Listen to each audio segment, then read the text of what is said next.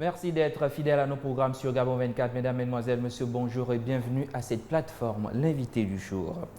Comme tous les secteurs, celui des travaux publics est également pourvoyeur d'emplois et porteur de croissance économique. Et en cette période de la Coupe d'Afrique des Nations de football que le Gabon abrite, le ministère des Infrastructures, des Travaux publics et de l'aménagement du territoire a retenu notre attention aujourd'hui.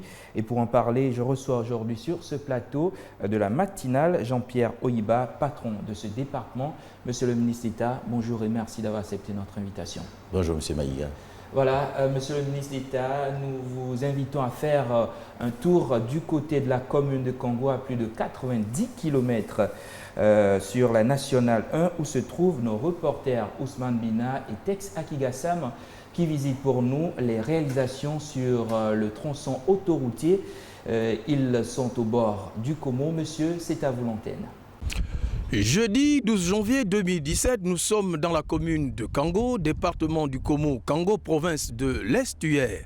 Après avoir été accueillis par le bureau municipal de la localité, mais également la commune de Kango qui nous a offert de sa générosité habituelle, nous allons pour décrypter ces travaux de réalisation d'infrastructures routières avec un des responsables de ce bureau municipal.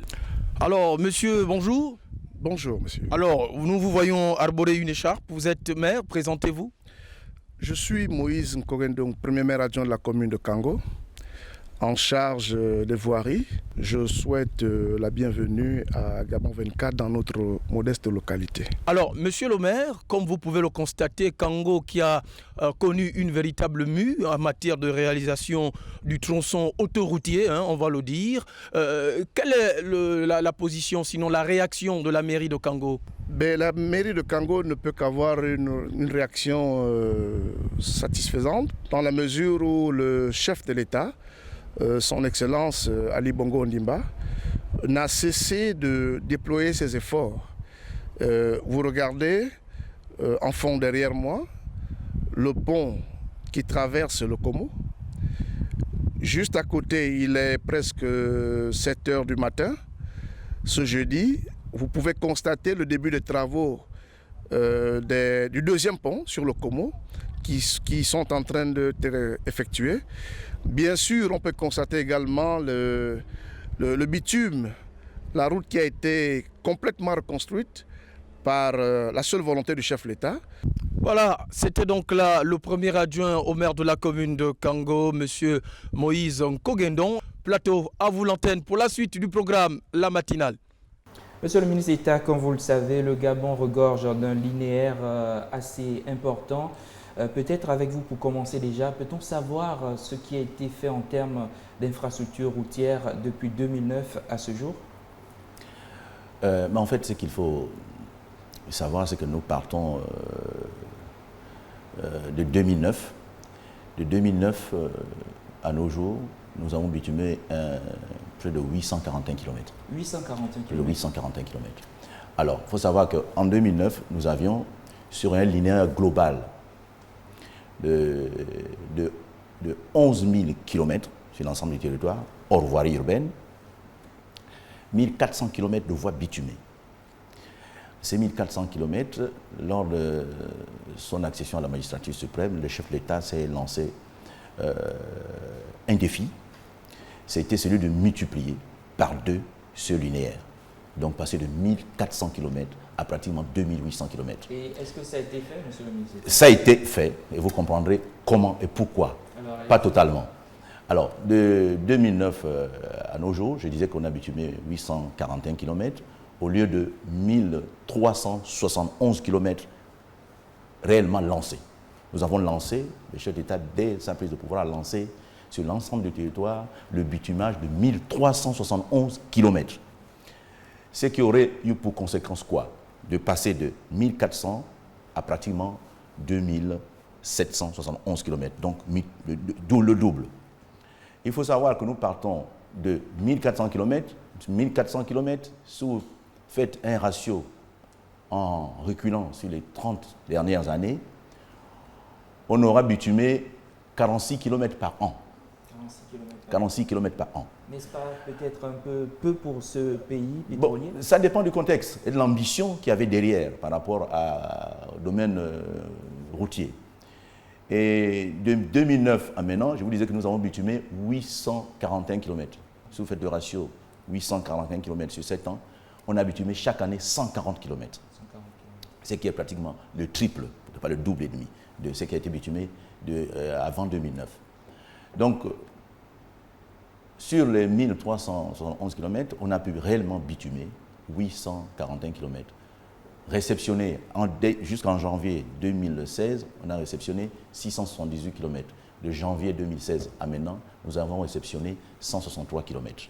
Alors, le point donc il reste sur les 1371 km annoncés, l'ambition vraiment du chef de l'État, les désirs de ce qu'il a souhaité par rapport au schéma national de développement des infrastructures, de doubler la capacité. Il reste à bitumer 530 km en cours de bitumage, dont les travaux font l'objet de ralentissement pour des raisons économiques auxquelles, à raison des difficultés financières auxquelles nous sommes confrontés actuellement. Alors, monsieur le ministre d'État, on parle d'un autre projet assez pharaonique lancé l'année dernière par le chef d'État. Je fais allusion au projet routier Port-Gentil-Amboué. À ce jour, quel est l'état d'avancement de ce projet? À ce jour, ce projet est avancé à pratiquement 30%.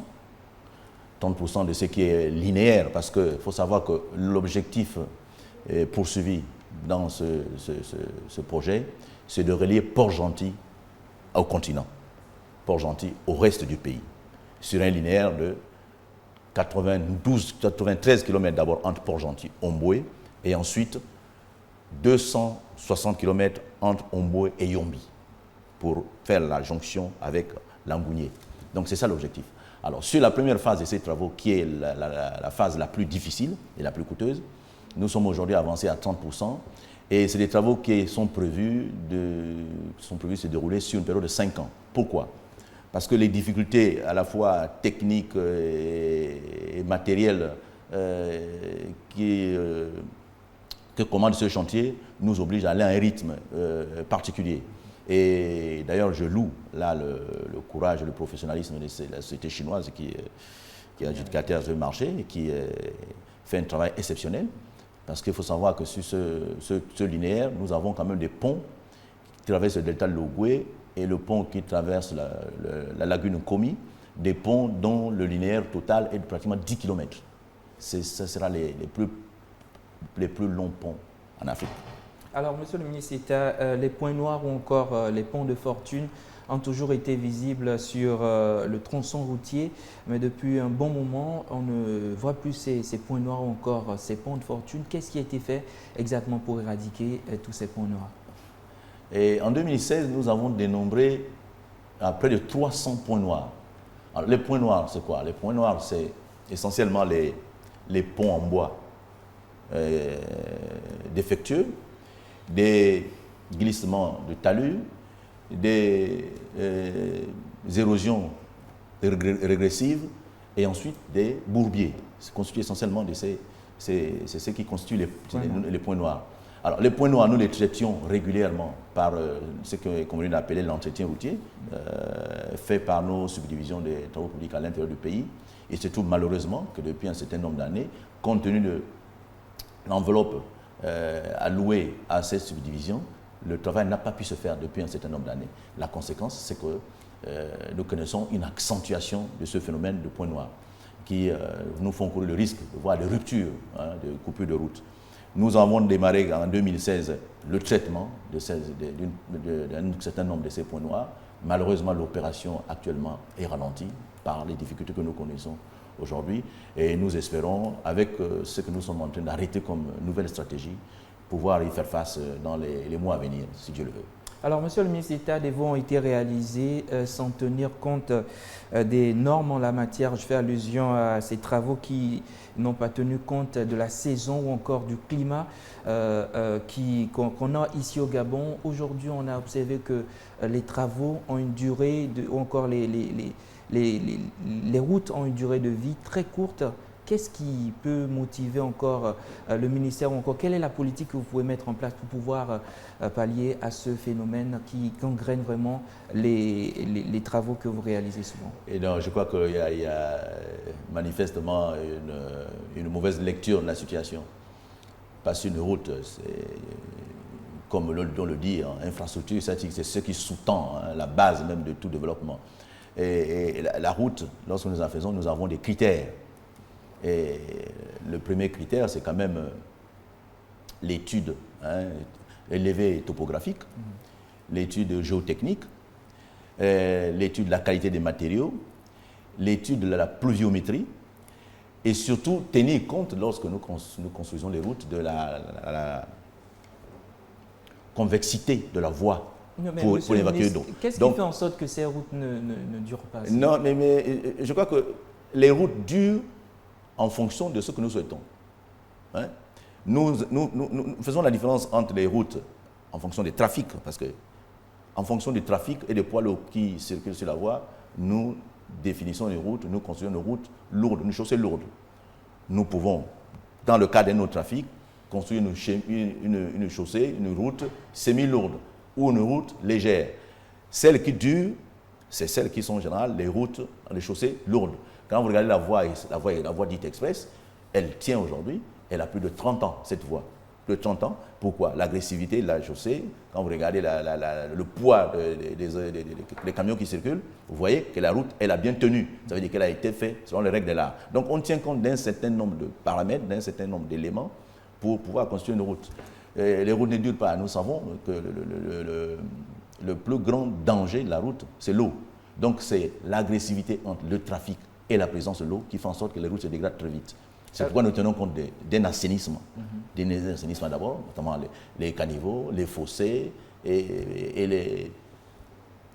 pour permettre l'écoulement des eaux et la récupération. Alors, les caniveaux, les fossés et la structuration de la chaussée, même la présentation, je vous dis, parler de la convexité de la voie pour que l'eau puisse circuler, aller régulièrement dans les caniveaux. Monsieur le ministre, on peut comprendre tout de suite qu'il y a une politique en la matière pour pouvoir trouver une solution adéquate à ce problème qui fait grogner la population. Une autre opération d'élargissement de la nationale numéro 1 a été lancée il y a quelques mois déjà. Je parle de l'axe PK5, PK12, mais force est de constater qu'il y a eu un ralentissement sur cet axe. Qu'est-ce que vous pouvez me donner comme réponse aujourd'hui par rapport à ce ralentissement observé? Mais avant de venir à l'axe PK5 et PK12, je voudrais quand même préciser que les chaussées, les routes qui sont faites depuis 2009, pour la plupart, et notamment celles qu'on a commencé, sur lesquelles on a commencé à réfléchir depuis pratiquement un an, vous voyez bien qu'elles sont faites un peu suivant les normes prescrites et suivant ce que je venais de vous rappeler. C'est le cas d'un certain nombre de linéaires qui s'est dégradé fortement. Vous passez à glace aujourd'hui, on a repris cet endroit 6 fois. Aujourd'hui, si vous passez, vous voyez la qualité du travail qui a été fait. L'eau s'évacue normalement, donc en principe. Alors, concernant le PK5, PK12, il y a eu un ralentissement de ces travaux qui était essentiellement dû aux problèmes liés au montage financier qui a été fait pour le financement de cette route, qui est financé sur la base d'un prêt qui a accordé à la République gabonaise par la BDAC. Alors, monsieur le ministre, nous sommes pratiquement à la fin de notre entretien. La dernière question est bien sûr de savoir la politique qui a été mise en place pour soutenir le programme prioritaire d'assainissement. La politique mise en place pour soutenir le programme prioritaire d'assainissement, c'est le schéma directeur d'assainissement qui a été élaboré et approuvé par le gouvernement. Et ce schéma directeur d'assainissement est essentiellement nos deux principales villes qui sont sujettes à ce phénomène d'inondation récurrente. Inondation récurrente, vous avez à Port-Gentil et à Libreville, qui provoque chez nos concitoyens des situations difficiles. Afin donc de pallier aux difficultés à la fois sanitaires et environnementales, nous avons lancé un programme dans ce domaine-là qui concerne pour ce qui est de Libreville, le bassin le plus grand, celui des Zénaillons qui fait 2,5 km, qui est en train d'être aménagé et qui est prévu s'achever, dont les travaux sont prévus pour finir la fin de l'année 2018. Le bassin Guégué, Iaï, Terre Nouvelle, qui sont en attente d'un démarrage effectif qui est conditionné par le déménagement des populations. Et ces populations, par rapport aux obligations internationales, nous sommes tenus de les loger, puisque c'est un déplacement involontaire, de les reloger. Et c'est ce qui a fait l'objet de notre programme de logement de 1100 logements à Bikele, qui va permettre de déplacer ces populations afin de dégager les emprises nous permettant de réaliser les travaux. On comprend que ce domaine est assez complexe. On aura le temps de revenir avec vous lors d'un autre entretien pour parler en long et en large de votre département. Monsieur le ministre d'État, merci d'avoir accepté notre invitation. Je vous en prie, nous sommes disponibles. Voilà, nous sommes pratiquement à la fin de cette émission. Merci d'avoir été des nôtres. L'actualité continue sur Gabon 24.